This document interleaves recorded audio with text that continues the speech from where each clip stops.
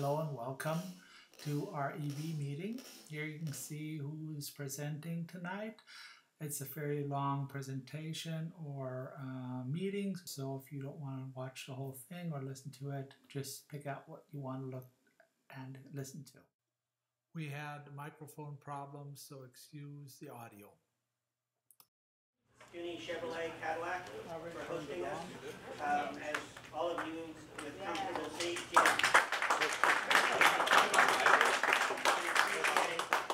this is really a very comfortable and more spacious room than we've been used to.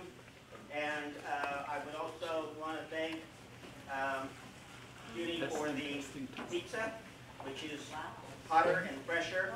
And the only thing, Dave, in the future, we do have some vegetarian people who are going to get very peckish in the next. I do apologize for that. So again, but thank you for everything, and there's some chargers around here, so that's a plus. And at least one of the people here, if you can raise your hand, is a Kuni Chevrolet Bolt owner. Where did you go? There we go. Hey. Oh. Yeah. Yeah, it's all. Okay. Okay. So, pitching some SacEV concerns. April used to be Earth Day. It became Earth Week. It's now Earth Month. And SacEV is attempting, as regularly in the past, to be involved in literally almost every community event from Roseville to Elk Grove and everything in between. So we have a series of those events that we need support and help with. The April 17th event, it's actually the 17th and the 18th at Sacramento City College.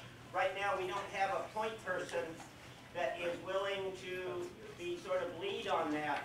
So if anybody here is retired, has those days available, critically it's the 17th that Sacramento City College would like to have an extensive set of electric vehicles available. If anybody can take point on that, please see me before you leave today. At all the other events, we need vehicles.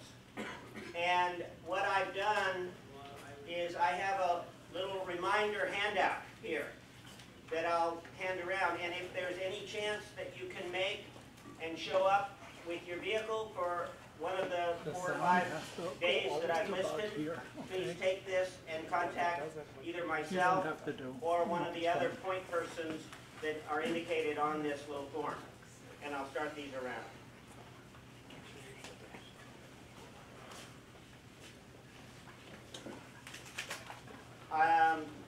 Is Eli here yet? Yes.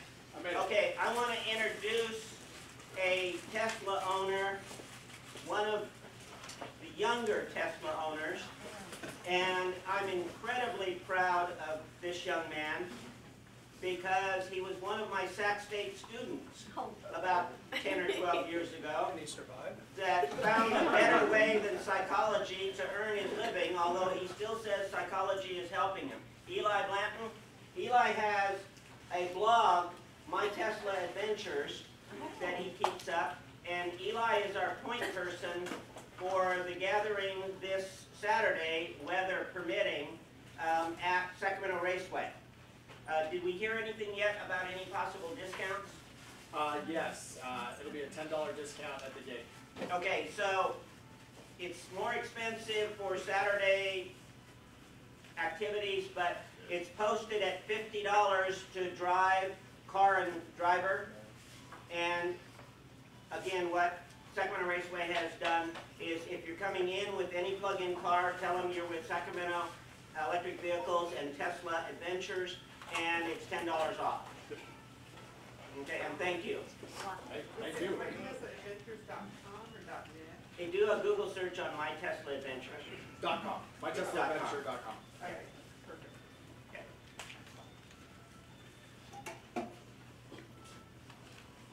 And there's some of the details. It's noon to 4 on Saturday. The gates open at 10. For Tesla people, there are chargers, 2 different areas in Folsom to top your charge off. Tesla drivers, any Tesla driver, will have a Model 3 out there as well. Need to have a helmet, so you can use borrow one or rent one. Most motorcycle helmets are okay. Anybody with a ludicrous level Tesla has to also be in a fireproof jacket, and I will be out there with fireproof jackets provided by SMUD, who bought us a set of fireproof jackets. George? Yes. Some of this information is also in the latest newsletter that just went out today. So if you don't have to write down exactly the date and time and all that, that's in the newsletter as well. On the website too. And the website, that's right. Thank you, David. Okay. Is there a cost to get in if you're not bringing a car? Yeah, it's $10, isn't it? $10. 10 bucks. Don't forget pants. Oh, George yeah. will not only loan you the shirt off his back, he loaned me pants one time. It was a little weird, but it kind of worked out. You have to be in long pants, and you know you really should be in closed-toed shoes. And shoes, not, Yeah, shoes. not sandals. Yeah, thank you. So there's some of the vehicles we know are coming out. As an added bonus for this, we've actually got a videographer coming out to do this like legit. So if you want to come out and get some great video of your car, that's the time to do it. We'll actually give you guys video after of your specific cars if you attend. So yeah, there's that. Forgot to tell you about that, George. I do want to note that as proud as I am of Eli, and deservedly should be, it became very clear to me this afternoon that he probably didn't take meticulous notes when I talked to him and when he was in class. Because Eli went all the way to West Sac for the meeting. I was in a Toyota parking lot in off Industrial. Okay. So I'm going to swap over. The first presenter is Eugen Dunlap. So give me a second to find these files. You're doing this, but you're not supposed to. Well, thank you for Kuni for inviting us. Our family has gotten 2 cars here. We have a green Spark EV, and just around last year, end of last year, my son got a Chevy Volt, so we are very happy, and I'm happy to be here and to present. And David Morgan is a terrific guy. We nerved him for hours to get the best price possible, and we are happy with It was 3 hours. Yeah. So I'm going to talk about 4 things. Frankfurt Auto Show, I know it's going to be a little late. We have the Geneva Auto Show, but I was sick once and couldn't present here. Yes, I was sick. At one of the meetings, so I couldn't come. EV Rallies, that's in Europe still. Charging on Maui, it's a very interesting thing how they approach charging. And then talk about PG&E EV Charge Network Program. I applied for this program, and we're in the phase of getting it installed. Really quick, International Auto Show is supposedly the largest show. If you go, my suggestion is get a pass, as a press pass, as we did, and go on the press days. If you're not going on the press days, it's almost impossible to get to a car. There's so many people crowded around. It alternates with the Paris Motor Show, and they have these supercars and everything, and about 1 million visitors. And the first IAA took place in Berlin with 8 vehicles, and now it's up there. Okay. So this was my favorite car. I mean, it's an electric car, made in Japan. It's a little high on money side, but I think it probably is under 2 seconds up to 60. What's the range? So does George have his name on one yet? He'd have to sell his house too. But any place to shop. I think $3.5 million. It's a carbon fiber car, but visually, you know, what you want in a car design. So I have a couple. It was just beautiful. I don't know, but the weight was so low that they can't have a large battery. It was 1,000 kilograms or so, so the battery is not that. But just this car. One of my first cars was a Honda N600, so I just love this little car. It reminds me of this. It's fully electric too. They have a home charging system with battery setup that we don't have because the next they have a 600 charger hooked into the home network. So that's ideal with your battery pack. You're sending electricity in a different way back. And look, we have a bench back in the car. But it's just a funny car. Then they have the standard cars. Here, this one made it now finally over here too. Then the Zoe, Renault, Nissan did not show any cars. I was surprised, but Renault did. This is a very popular car in Germany. It's a one-seater electric car. Runs around on the. You can't drive on the freeway, but everywhere else. The Opel Ampera E is the Bolt, Chevy Bolt. They could sell at least 10,000 cars in Europe a month, but somehow GM is not there. Part of it is that GM and Opel are separating, so they don't know how to handle this whole thing. But in Norway, they want this car. Everybody wants this car. It has a beautiful battery pack. Okay, Borgward. There are a couple people that are in the car business that might have heard about Borgward. It's an old German company from North Germany. They went bankrupt in the '62.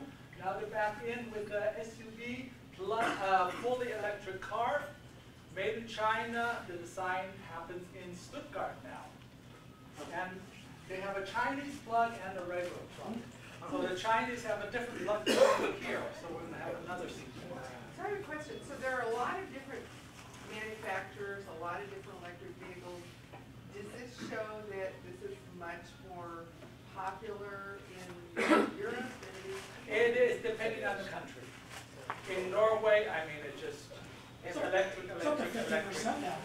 In Germany, they're slowly getting it. And in Italy, they're getting it less. I mean, it just depends on the country and depends on the benefits you get. And they have beautiful displays always, you know, how the car is really made up with the motors back and forth and the battery pack. It's basically just like a Tesla. I like this car. Now, this is a car. The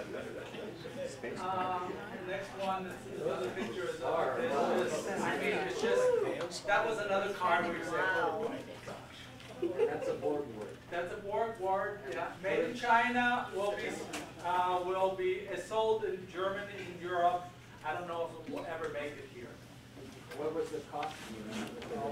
They're just not quite there yet with that car. We've heard about the team from the Netherlands, Estella, and there was a team from Germany that had a car there. So you have a lot of solar races in Egypt, in Australia, everywhere.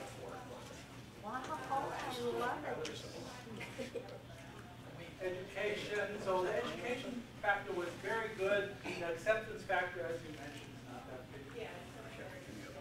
The Prius, interesting. I have never seen this kind of Prius over here yet. Is this available? This was the previous generation. I'm not sure what the new ones. No, this is the new generation. So I think it's a good statement for EV. What else? You're not going to get a lot of power. Okay, the Sherry, another Chinese company, electric car. Yeah. One of my other favorite cars was this, a wide concept cars. Both doors fold up, and interesting compared to the Tesla where the front door opens up normally and the back door opens. We're going through pretty fast. Urban buses. SacEVA makes a car. First I thought this car was from India, but SacEVA is another French company. The Chinese were there. Unbelievably strong there with all their car makes. So all these both are cars that are full electric. Well, they just. I'd be dizzy.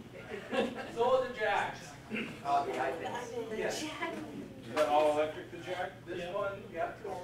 They're taking orders from now, They're supposedly. taking orders from But now. where are you going to charge with the supercharge on that? Is it just the combo Or charge? the combo probably, because they didn't show the charge on this, and you see there's no really much of a door line, but it seems to be a real car. So what is the acceptance level in Asia and in China where they're making? Well, in China, they're going more or less to full electrics as soon as possible. Many of the Their cities don't pollution allow by 2025 gas cars is what they anymore. Their pollution is so bad, they can't go up the way we went. They have to go to electric Yeah, cars. a With large percentage is because they're using coal for Yes, their plants. yeah. Power plants. But with an electric car, you get a permit to buy a car much faster than you get have a regular car. So you're gonna have Yeah, to the question is about that. Yes, sir. Didn't see the far back. My bus. I once had a VW bus when I was at the CES. I sat in this bus. I just love it. I want this bus. They're getting close to it. This is the second version. That's a prototype or a? Well, almost now. Okay. The final. Yeah, they're talking it's Comes coming. with a solar support. That's a stand-up Yeah, a little car from VW. That is. Now, all the Mercedeses have a hybrid version in Europe. The 500 series, the 300 series, the 200 series. All plug-in. It's a plug-in hybrid. Yes, where they plug in the back, where the fenders are. Gets rear I want- I want one. Okay, he skipped my stupid car, but, so the smart EV, this is gonna be how the new version probably looks like. Mini, you can go through that, this is electric Mini, pretty. This is a motorcycle concept, so they can use any kind of propulsion on it. So just like the regular cars, they have the space for EV or for gas, the motorcycles are going down. Was that smart car single-seater? Yes, that's the new design. Okay, just for fun, I had to put something in that's a little different airplane car. As an aside, we do have a speaker that's preparing stuff to be talking about electric airplanes at our next meeting, probably our next meeting. And it has solar panels and everything, so, but still. And some other things, I mean, tubeless tires, we're gonna go that way too, sooner or later. We're gonna do that in cars. Now, what's totally new to me in this flashlight from Frankfurt is that we have a lot of pollution of fine dust from brake pads. And, I mean, the electric car already cuts it down to maybe a quarter, because I have 125 miles of average change the brake pads. But they have a brake dust catcher developed for the cars that catches that brake dust. And some of the, okay, rallies in Europe, there were 2 nice rallies. If you can ever go to this rally, go to this rally. You go to Nikola Tesla's birth house, and because it's sponsored through Croatian Tourist Board, I mean, the night is only $100 or something like that. I mean, not much. In 2017, Elon Musk's mother went along. So if you would have made that trip, and some Americans did make it, you would have seen that. So just to stop there for a minute, to my knowledge, there's nothing like that in a formal way, but Guy, this is something the EAA should think about doing and sponsoring this kind of activity. It's beautiful. I mean, it's just like they get together. it doesn't have to be a Tesla, it's everything. I mean, I think there was a converted VW button, things like that. The effort they put into it was wonderful. And just 10 seconds of the official thing. Let's see. Yeah, now down here. Oops. Am I screwed up? Okay, he's Yeah, sorry. messing me up.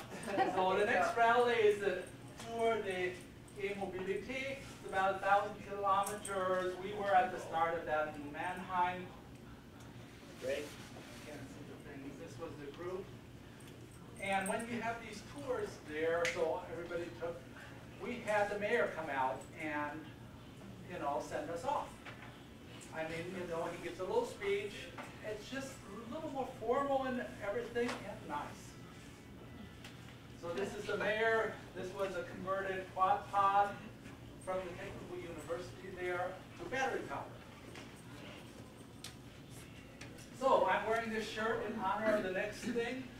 Hawaii infrastructure. So we went to Maui and we've been there a couple times, so we know it has developed pretty strong, solar-wise, EV-wise, fairly weak.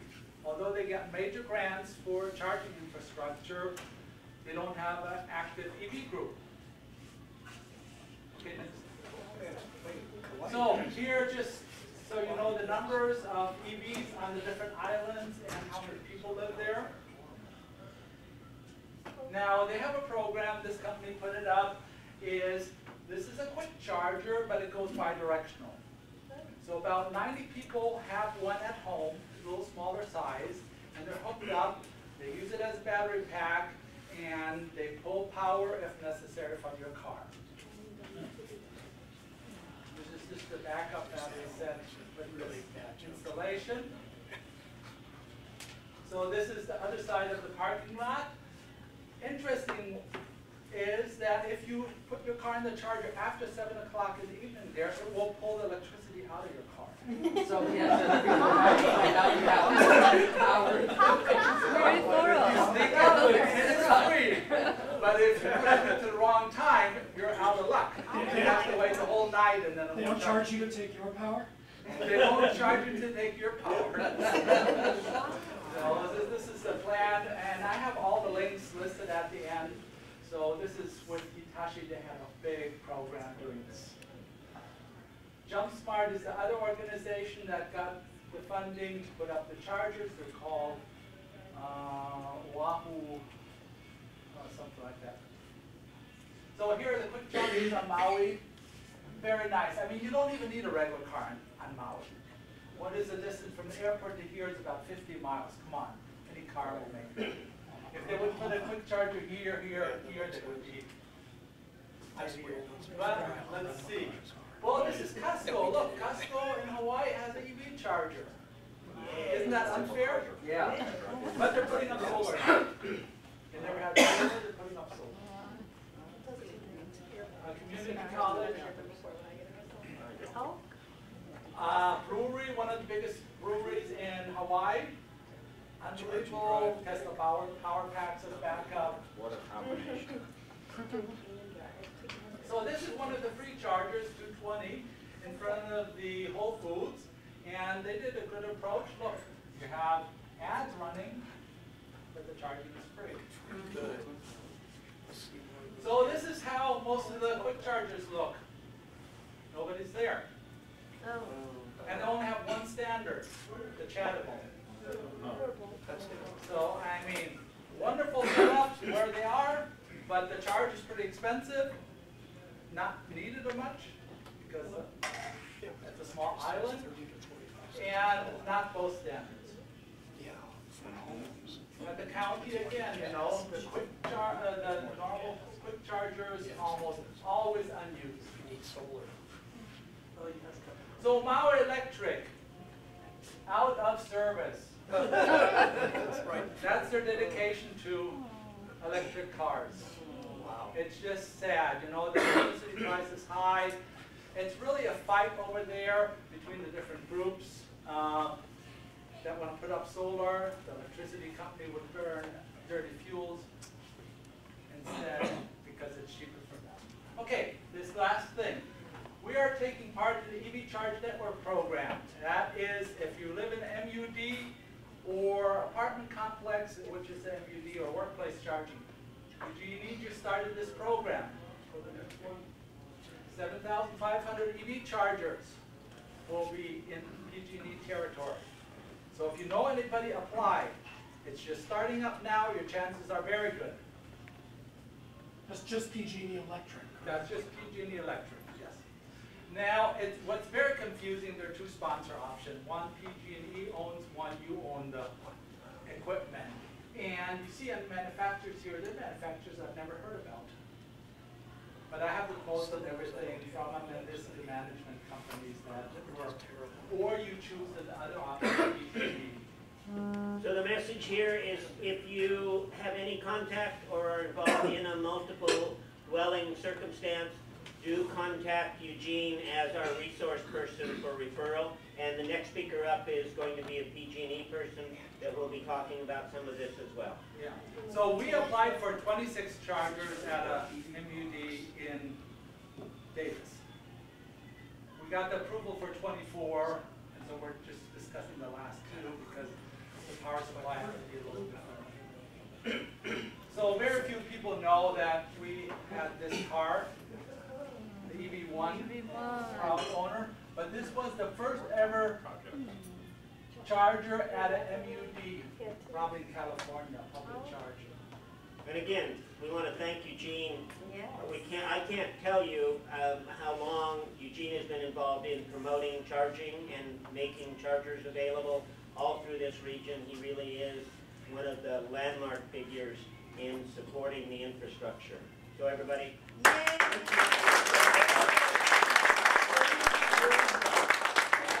West Davis.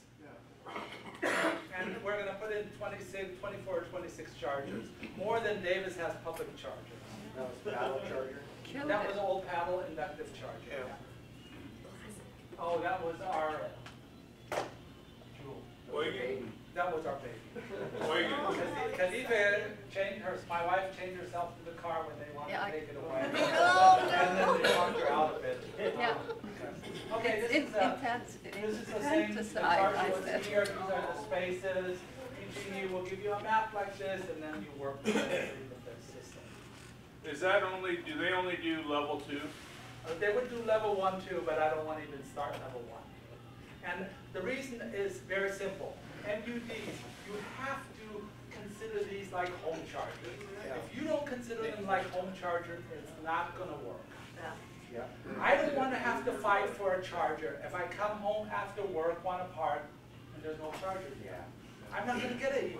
I mean, I'm crazy. I would get an EV. But other people are not that dedicated, and they will not get an EV. So it is, yes, they don't want to fight. That's why I said, if we put this in, there's a minimum of 10 chargers you have to put in. We want a charger for every house there. If you put in infrastructure, you have to put infrastructure in for every house. You don't have to put the chargers in. But if you build a new one, put in the infrastructure, it's going to cost us $500,000 just infrastructure. And then, because it's also time of use, everybody wants to charge after 1 o'clock, after 11 o'clock at night. Is anybody going to go out at 3 o'clock in the morning and switch cars? No. So consider MUDs and apartments home charging locations with the adequate number of chargers. If you don't do that, it's going to fail. You're not going to do it. Okay, for units, look at the price range just for the material. 31,000, 109,000.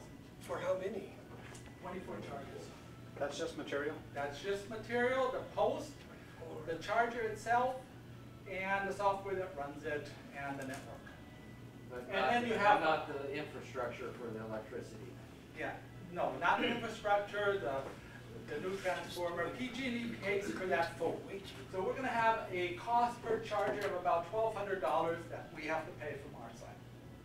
We can't get it cheaper. Okay, so we had to decide between the two options, and you know, when you show somebody that's on the EV business, oh, the different chargers, oh, liquid display, that looks so cute and stuff like that. Well, do you really need that at a home location, and are you going to pay $109,000 instead of 31,000 for the chargers? I don't think so. So you're gonna have to deal with these kinds of questions. Eugene, do you have to get everyone to buy into it at an MUD? I mean, if one person No. was 24. You have to, we're gonna have 26. That was my requirement to PG&E. You have to have a minimum of 10. This is a grant, right? It's not a grant. PG&E, that's part of their publicity, part of their job for the community to bring chargers online.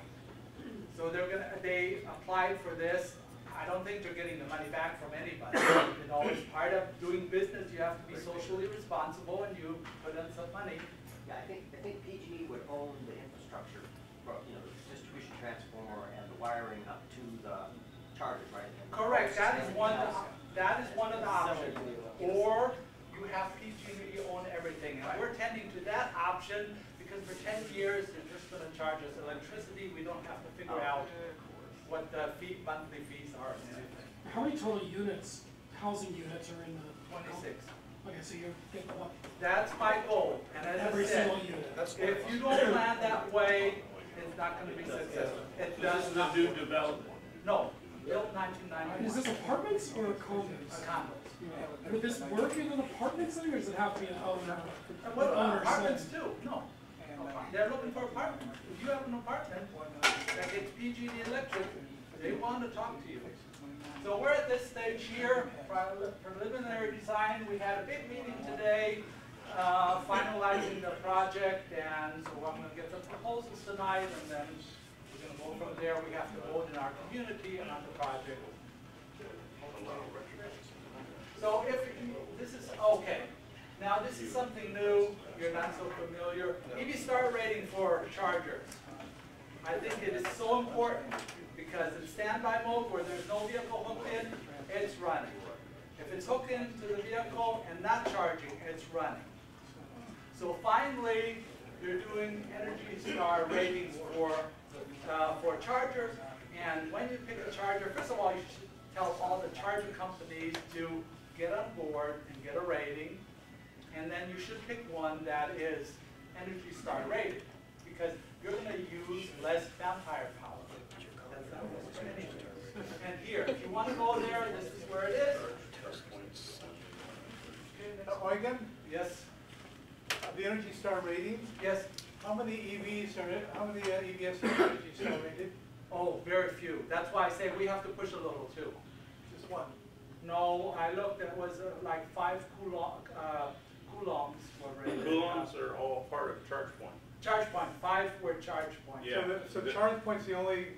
Well, that's why I'm saying, you know, this is coming on new, this program. I think for us, we want to save electricity everywhere we can, and so it would be important that we slowly, it's not going to happen overnight, move over to it.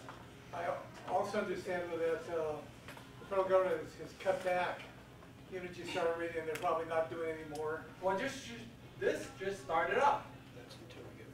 And I talked with the manager there, and he said, yes. And they want to even do it for quick chargers. Okay, see here the charge points, and I didn't find them all, but those are mainly the things. Okay. And here, last slide, all the links here. We didn't play that one video for the Tesla rally. Go up here. We're going to put it online. You can find all the links online then at SacEV, and we'll go from there. So thanks for listening. It was a lot. I had to rush through it.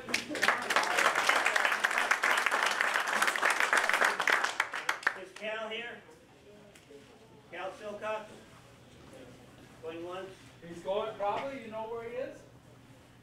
West Sac. Oh, no. How that happened. But you're right. I think my communications were there, but the other person is checking. Okay, Linda. And I also have some magazines over there if you want to grab some afterwards. Just take them. But look at the Tesla rally. Their video is excellent.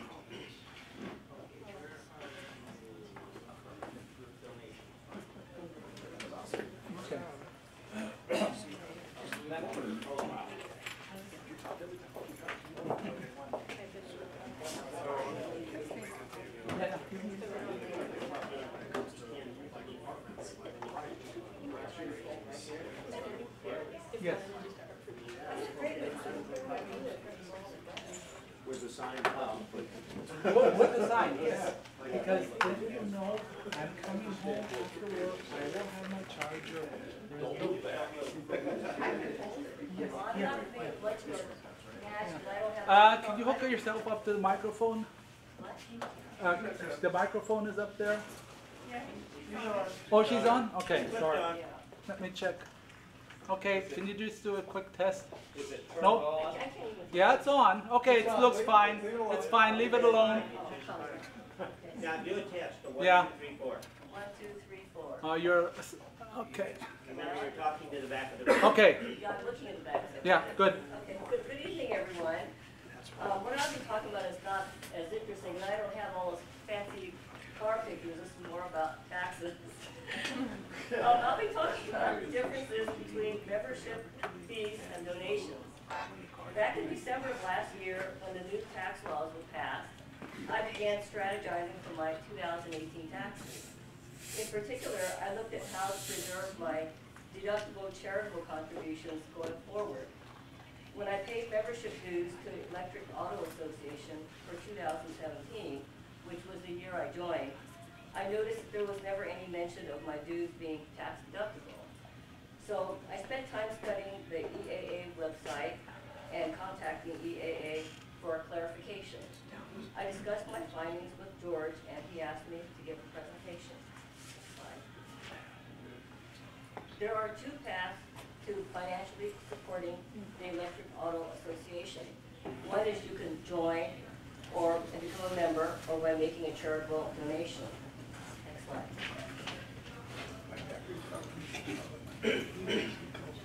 Membership dues and general fund donations are spent on public education, administration, and support for local chapters.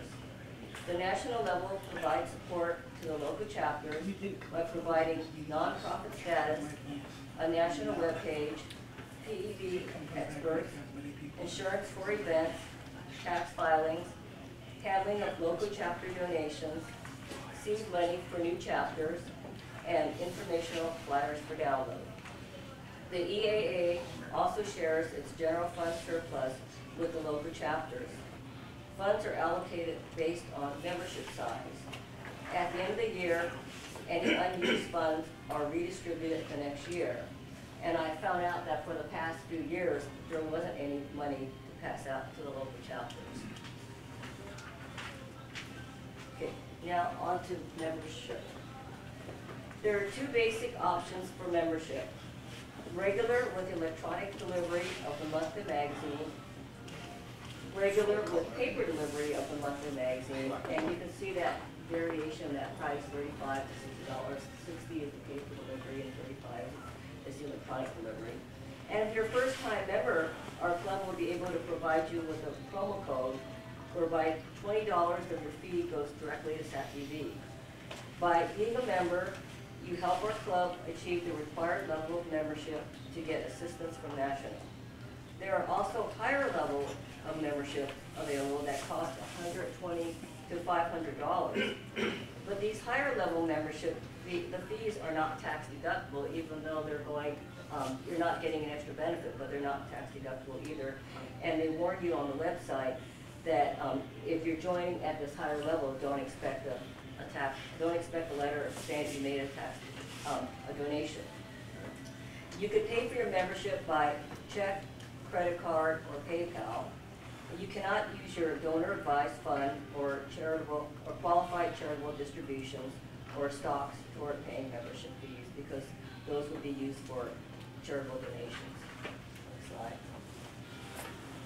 The other method I mentioned for supporting EAA is through charitable donations.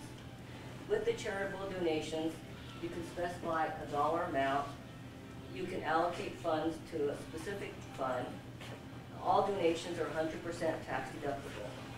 You can contribute by check, credit card, or PayPal. And you can also arrange for the brokerage firm to transfer appreciated stock or funds from a DAF or a QCD. The last two, DAF and QCD, are tax-efficient methods for donating to charities. And please note that making donations only does not help our club achieve the required membership level to get assistance from National. Next slide. Okay, if you choose to donate, you have several options. You can have your money go to the general fund, or you can have it go to a special fund such as SacEV. Next slide. Now, on to how to donate. You can make donations through the EAA website. For stocks, DAFs, and QCDs, you specify to your broker or charitable fund the Electric Auto Association and the tax ID, which I have up there. And when I first made my donation, I didn't know what the tax ID was. I looked on the website, it's not even listed on there, so I think I had the right to, I wrote to EAA and asked them what the tax ID was. Okay. Next slide. So each of us has a decision to make. If you remain a dues-paying member, you can help SacEV meet the minimum membership level to qualify for assistance from the national level. Or if you are looking for a charitable donation, then you may consider the donation route. However, your donation does not help SacEV meet the minimum membership level for free assistance from national. Because of the new tax laws, many of us that make cash donations may not benefit tax-wise from making charitable contributions. In this case, it would be better overall to pay dues to at least the $35 level rather than to make straight contributions. Ideally, we can work together as a club to meet the required membership level for assistance and also get donations to our local club account. And I'll be available to answer questions afterwards.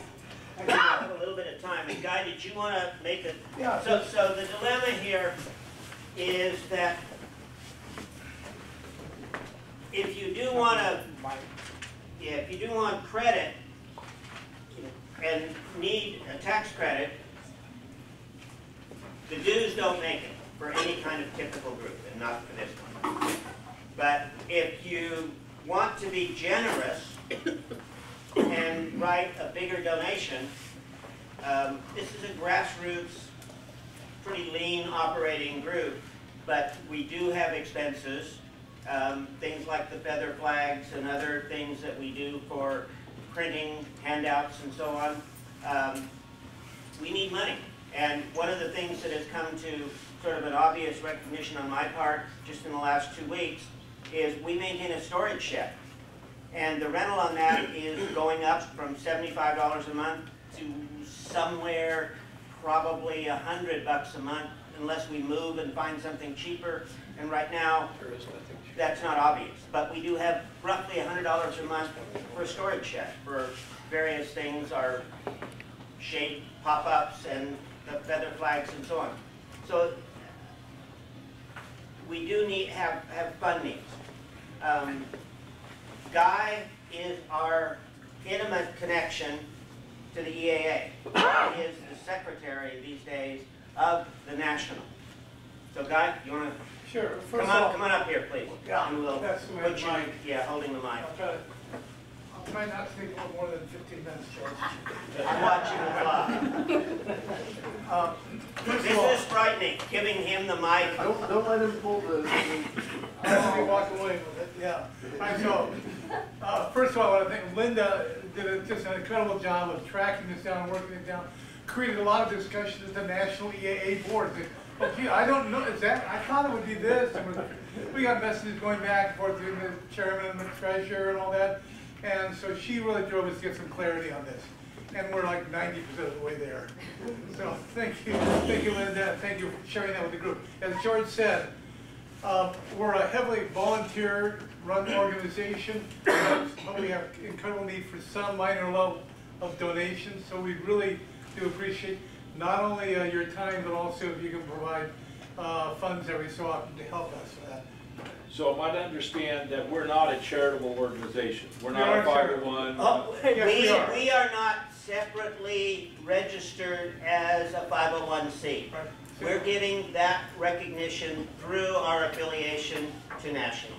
Right, so I'll repeat that for the mic. The SacEV is a chapter of a national 401c3, and as such, we're a nonprofit educational organization. However, there are other requirements on how much we spend for doing the magazine and such that prevent us from sometimes being a deductible one, at least for the membership. So what Linda has discovered and figured out is that great, so go to the Electric Auto Association, sign up and become a member at the base member, a $35 a month membership, but you know, but separately provide funds for donations.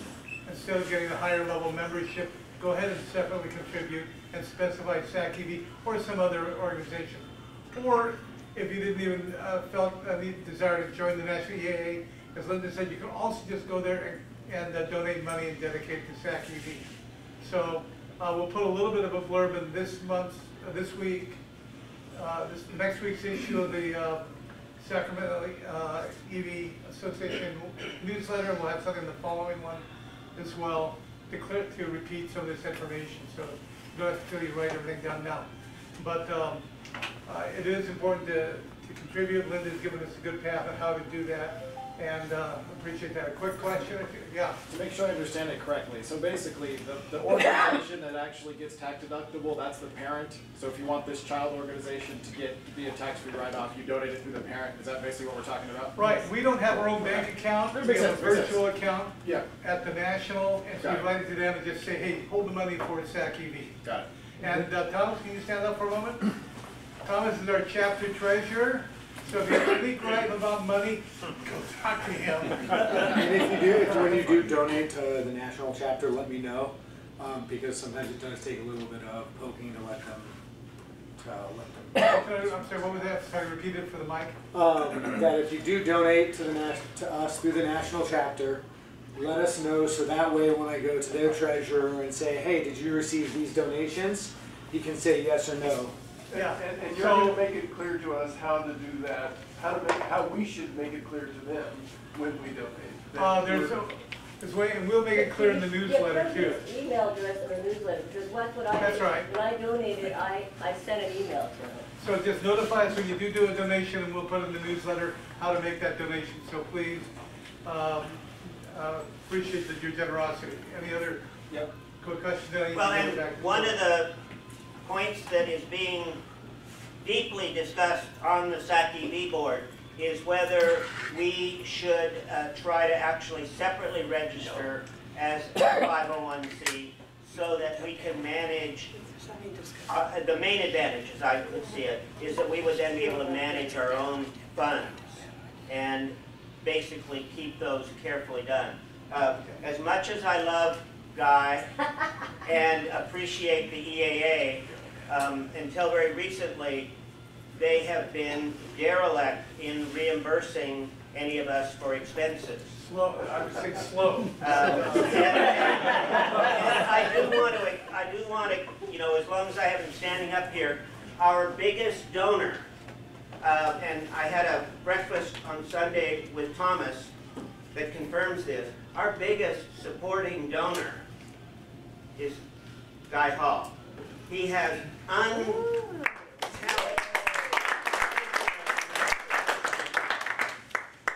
a lot of receipts to have that. Yeah. No, okay, along those lines, you know, I'm kind of a grassroots type of guy, and if there was a, you know, a donation box at the front of every meeting, I'd be intimidated enough to drop in some spare change. I mean, thanks for Kuni for giving us pizzas and everything, but I'm not afraid to pay my way and drop in a, you know. Yeah. This is our Kuni general manager here.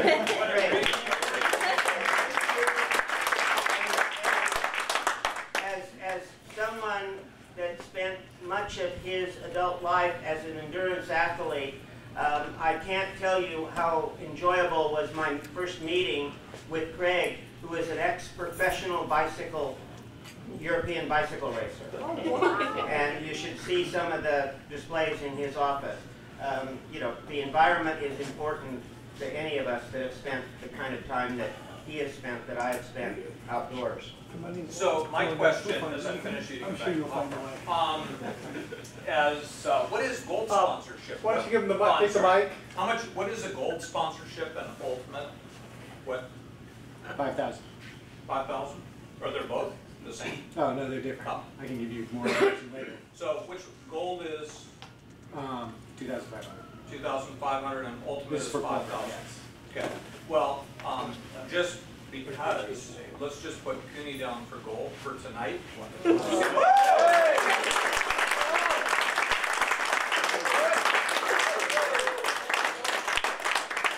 Take half check or charge, right? Thank you, sir. Take the money, bud.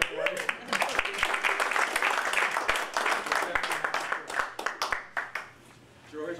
Yeah. Do we have a minute or two left? We are go ahead. Oh, thank you so much. Do you want to go up front? Connor, where's Connor? Right here. Okay, so you're sitting right next to manager. Well, they need the mic, ideally. Run up there. Okay. Both of you. Take your 2 phones and come. So this is a segue to our next presentation, which I'm going to do in lieu of the PG&E rep. I just checked my email, and he's got stuck in traffic on the Bay Bridge. Oh. Was he in an HOV lane? Just hold it down and speak up like you're talking to him. You can hear me now? Yeah. Great. Quick question related to Chevys.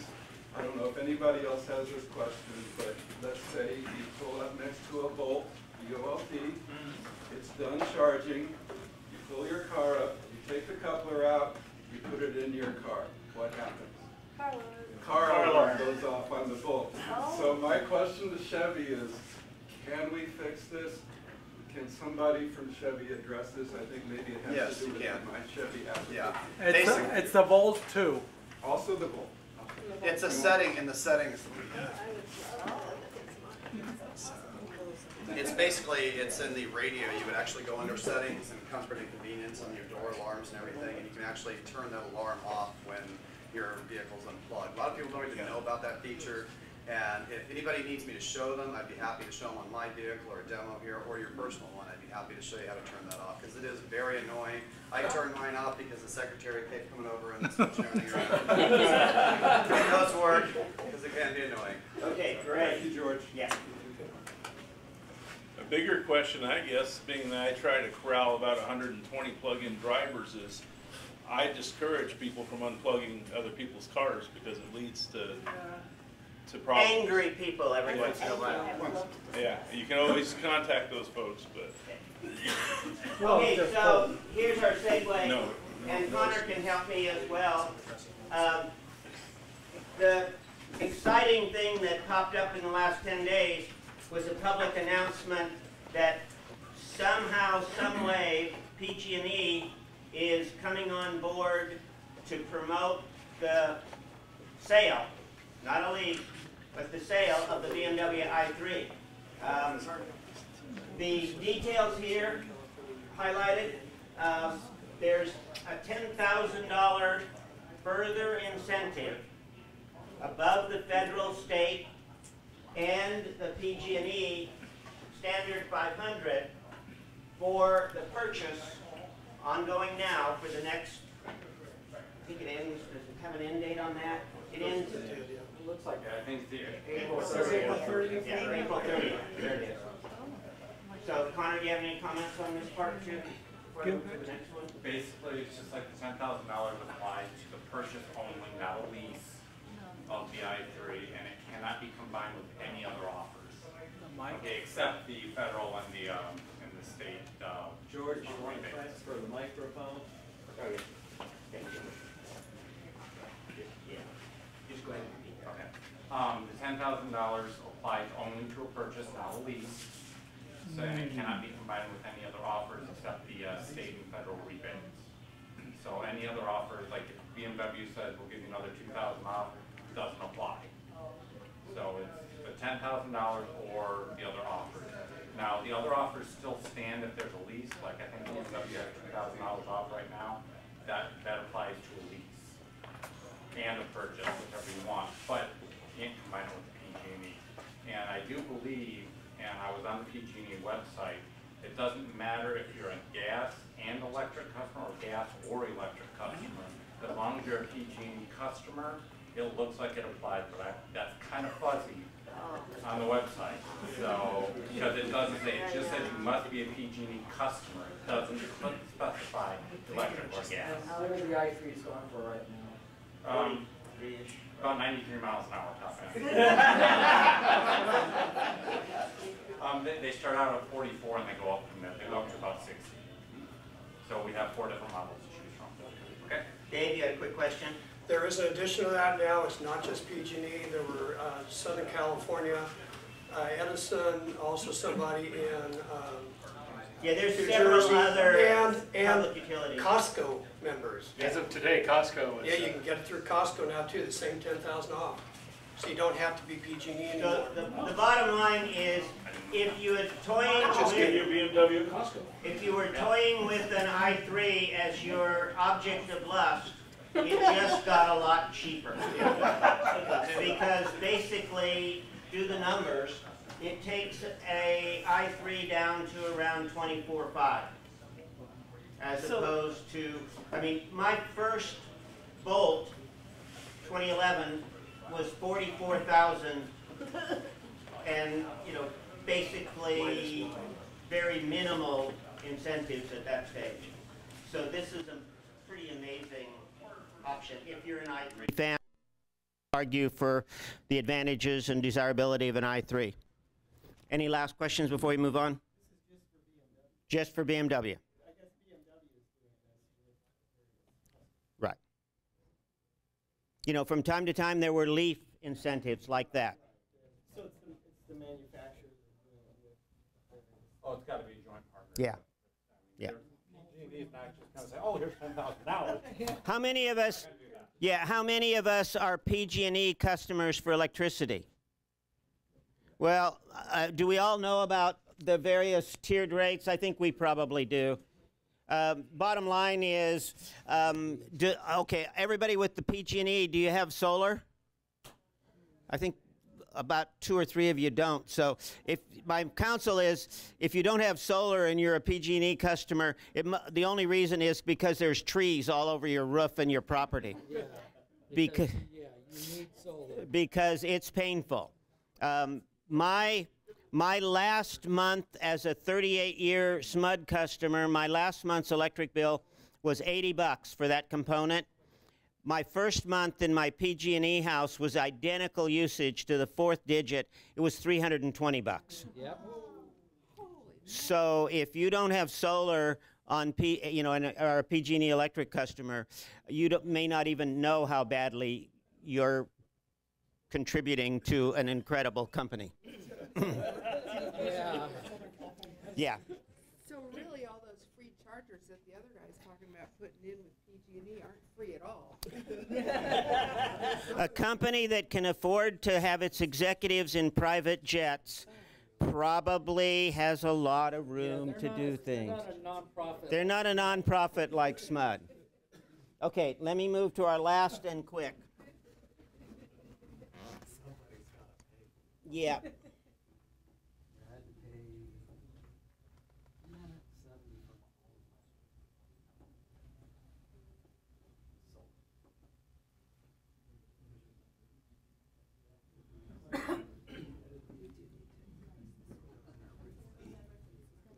Okay. So this is a interesting kind of testimonial to the alternative to the Kuni environment. Over the last month, I've made 3 trips to the Mitsubishi dealer 3 blocks up the street. I've made about 6 telephone calls, and they were absolutely unresponsive to actually getting a vehicle here 3 blocks down the street. And at the same time, the vehicle that we were asking for is something that many of us and many buyers have been holding their breath for, which is a plug-in hybrid SUV. This vehicle has been available in Europe for over 3 years and has finally made it to the U.S. The Mitsubishi Outlander PHEV Comes in two versions, starting at $34,595. That two was picked up from a footnote, and it ended up in the same script. It's rated overall at 74 miles per gallon. The EV range is pretty modest. It's a little over a 12 kilowatt battery pack in the 2018s. The 2019s are going to be up slightly in battery capacity to about 13.2. The plus side is it's a full 5-seater, and it's a dual electric motor, front and rear axle, with a gasoline engine as a range extender kind of. It's all-wheel drive. It's all-wheel drive. Oh, wow. So another plus. Okay, it's the kind of thing that you can have your skis on and go up to Tahoe, take the large dog in the back. Dog's right here. Yeah, a very practical format. I mean, I did spend time looking at it. There's one sitting outside if you're really interested. When this is all over and we take our break, you know, it's like 3 blocks up the street on the right. Sitting out front. But they couldn't get it here. Again, full kind of general amenities. So other than price, really, there's no advantage of this over like a Tesla X, other than price. Right. Right. Oh, no, there is, because it's a plug, it's an extended range, essentially hybrid. Yeah, so that you can drive all the way anywhere into the back country. You know, I took my Tesla on a big road trip last year to Mount Rushmore with a side trip to visit one of my other students from 40 years ago. And yeah, and he lives in Kalispell, which was 120 miles off of I-95 or whatever. I mean, that was touch and go as to where I found a charger. Okay, so with something like this, or Chevrolet Volt, V-O-L-T, fabulous. You never have to worry about where you're going to find the plug. But, you know, it's minimum electric range. Both.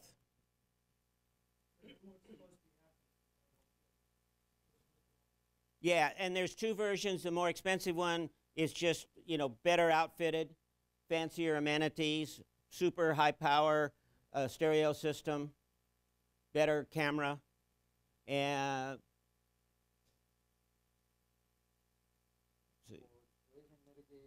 yeah, fancy sunroof.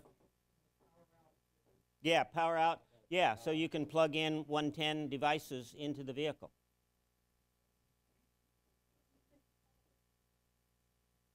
So this is a little section on a review. The vehicle gets a reasonable review. It's not overly flattering because it's a rough riding, but SUVs are not going to corner like sports cars, and you don't buy them for that.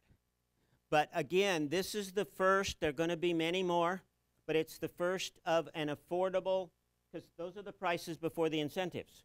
Now, there's not as big an incentive. The federal is not as big as an incentive on these, but it's about $3,500, and the state will not be as big, but it is incentivized, so it'll get it down to well under $30,000. I don't know if I saw it up there. One of the things I saw, though, is that the long distance highway mileage is only about 25. Yeah.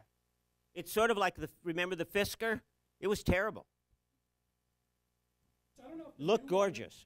I don't know if the new one that they showed in Geneva, I don't know if that one is supposed to get better highway gas mileage. And that, yeah, and I don't know that we have ratings on it yet. But you know. George just said it was terrible. Oh, the Fisker had terrible mileage. You know, it was really low and was even worse because of the weight of that car. And this is heavy. An SUV is heavy. There was a hand up back there?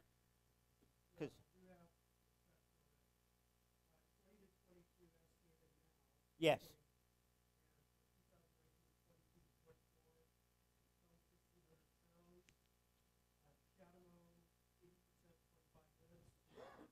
Yeah, it does have a CHAdeMO plug, and then the other plus that David just reminded me is it has a modest towing capacity, so you could use this to pull a boat. Yeah, that's what I was mentioning. Anyway, so at this stage, I'm 4 minutes over, but I'm close. We're trying to push you over the limit. I was rounding up. So, you know, we're here and we get involved in the electric cars not just because they're, you know, environmentally wonderful, but they're really cool. Most of us get involved in electric vehicles because they're special, they're cool, they're really neat, they can do things that other cars can't do. And with that in mind, I understand that there's a product that's being worked on through this dealership of Ultimate Cool. Can we get a quick description on that? Yeah, so this is impromptu, Here. it's not planned. Oops. And I know you guys are running late, so I will be very brief, but I think you're going to find this interesting. If I can find it here. Hold on just a sec, we'll see if we can get this plugged in. Just because you have to see it, you're going to get to see it out as you leave the building. So let's see.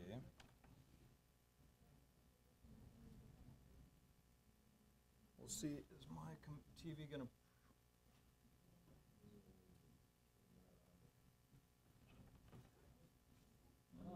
Oh, well. Well, we'll do it this way. We'll do the audio version. So, actually, I can use this. So, when you arrived here, you looked at, obviously, a lot of cars that were out in the delivery area. Some of you may have looked at cars inside our showroom a little bit. You may or may not have noticed, and probably didn't, on the back of certain cars is a new product. Okay, it's a product that's not available for sale yet. It will be exclusively here starting April 1st. Starting April 1st, you can get a digital license plate. So, let me explain what that means, okay? Digital license plate. The Corvettes out there right now and select Cadillac products have them on it. What this means for car drivers and you know, people who have cars, all of us, is you're going to have a plate that, one, is fully customizable. Okay, so on the fly, if you decide that morning you don't want your black California background, and instead you want palm trees, you go on your iPhone and you pick palm trees, and your plate instantly will show palm trees in the background. Okay, simple version, right? Can you change the number? You can change. Yeah, you can. So the plate. So the plate will also include, and does include presently, RFID tracking, meaning when you go through FastPass, it automatically acts as a transponder and bills accordingly. If you decide at any point in time you want a personalized plate, you don't go down to DMV, you don't fill out forms, you get on your iPhone, Android, for people who are left-handed. And I'm just kidding. But you get on your mobile device and you put in the personalized plate number you want. That automatically submits to DMV. The second they approve it, your plate changes on your car. Okay? That's cool. Tab renewal. Okay, our favorite. Everyone in this room loves tab renewal. You no longer have tab renewal. Automatically renews on the plate, providing you're a subscriber, which comes complimentary with the plate. Okay? Theft patrol. So if the car's stolen, you go out, your car's not there, you go on your mobile device, you hit the button that says stolen, your plate disappears, and now it alternates back and forth saying this vehicle's stolen. Is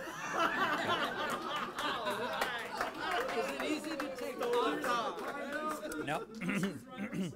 So I'll address that in a sec. Some of the other things, Breast Cancer Awareness Month, it's that time. You want the pink ribbon or the ribbon that goes there to indicate it. You just hit the button, it automatically adds it to the plate. The next month, if you're a veteran and you said, hey, that month's over, I want to go back to my veteran symbol on my plate, it goes right back to that. You can literally customize it at this stage in a wide variety of ways.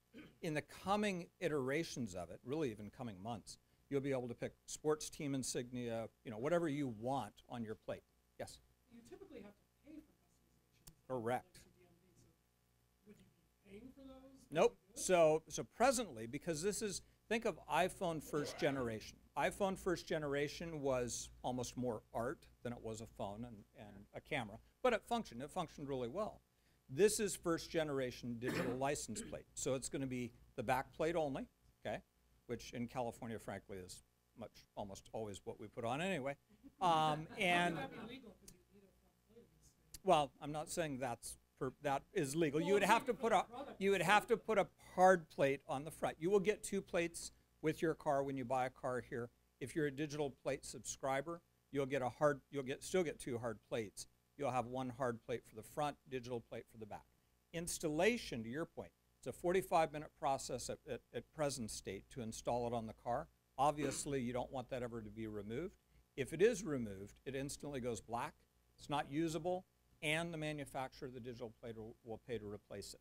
If it's ever broken, it's also covered. They use, if you're rear-ended, no cost to you. They pay to replace it. You get a new device instantly. HOV is built in, so it automatically tracks it. So you don't have to worry about that any longer. That side sticker piece will no longer be, actually, I think it's even next year they're moving to move away from that. Handicap, automatically built in. As you do your subscribership with DMV for a handicap application, automatically, instantly uploads to the plate itself. Yes, so additional things, so interesting things that we didn't know in development of this plate. And again, I apologize for taking your time, but I thought, hey, it's here, you can see it. And when you leave here, it's pretty hard for me to say, hey, can you see this? So, but you have the state DMV rule is your license only has to display 8 out of every 15 seconds, okay? Now, nobody knew this because digital plates didn't exist, but they actually only need to view the actual plate for 8 out of every 15 seconds. So on the remaining 7 seconds, presently, you can put your own personalized message. You could put advertising if you're a business like we have. So it will rotate, right? On the bottom piece of it, you can always have your personal slogan, verbiage, whatever you want the whole time while the plate's there. Yeah, I'm just trying to think. Now, these are just the basic applications. Presently, we haven't put a price on it because we're waiting to really figure out a combination of things. Product costs. The first core batch of products haven't been shipped here yet, but they're going to be here soon. We want to make certain that the stability and deliverability of the products are in stock that we can actually fulfill. Second part, installation, right? We want to make certain installation rates are fair and consistent, but they also account for making certain that they're installed properly, that they're not rushed in our dealership or the dealership. There's one other dealership in Southern Cal that's going to be launching this as well. And then the last piece is just to make certain that from a user experience and a customer experience that it's fair and equitable. Initially, much like the iPhone 5, it's not for everyone. It's not something you're going to go, oh, that's a bargain, I'm going to buy that. That would be like iPhone 3 or 4, I think, is when they finally got to the rest of us. Initially, it's probably going to be a little bit expensive until production costs come down. I envision, and the founders of the company envision, that the first year or so, we're going to have a lot of learnings. Like presently, it's 127 grayscale configuration, so much like a Kindle. Uses no electricity when it's not on, or when the car's not on. The plate's still there, but there's no electrical use. The only time electricity is engaged is for nighttime driving to backlight the plate from the actual plate itself. But does it show when it's parked? Yeah, fully displayed. So a couple other things from 127 grayscale, iteration 2, which is probably, this is all guessing, but based off cost, availability, production, and the first generation success rate, probably is going to be dual plate configuration, to your point. It'll be a front and back plate. That one we want to make certain is as robust, but we really want to make certain that Gorilla Glass can take a bullet, right, not break. We want to make certain that it's not a high breakage rate. And then from there we move into color configuration, which is really more what we have today in the iPad, where you have full generation color. But that said, the first generation, elegant, totally. Sexy, completely. Does it really fit a person who wants to be that first-time experience user and early adopter? Definitely. It's pretty cool. It really is. It's like having an iPad on the back of your car. So, yes.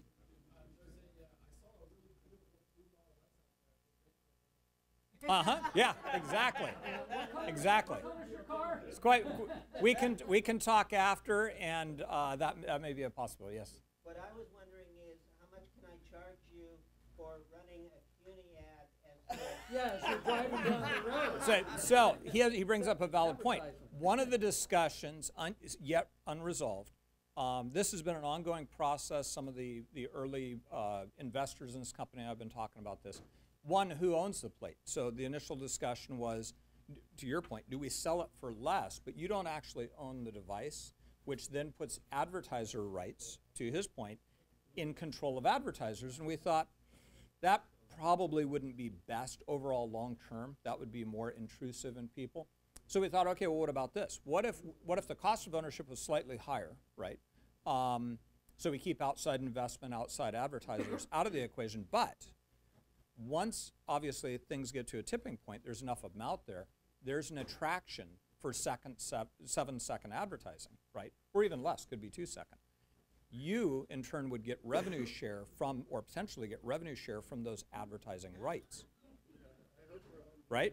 And you could choose, much like any of you who have business accounts right now, you can choose to have advertising post to your business, your actual web pages, and you get advertising revenue for that, and you can choose what type of advertisers. So, yeah, very interesting. Was that worth 5 minutes? Okay, okay. So, any other questions on it? Hey, everybody, how about an extra round of applause? Okay. No problem. So, like I said, if you go out, when you leave, if you go out, the black Corvette or charcoal one out here has one on it, possibly the red Camaro. Down at the California New Car Dealers Association, if you're down there for any reason, we have a white Camaro. That has one on display down there as well. Some of our Cadillacs, and when you look at it at first, you're going to go, that's not a digital plate. But you'll notice there's no Kuni dealer plate around the frame. And we as a company are electing to stay away from that so that you own this very nice finished product. And that if you choose to support or endorse whoever you bought the car from, that's great, that's super. But that should be your choice, and especially on a product like this, certainly should be in your control. What does it show better, on a white car or? Any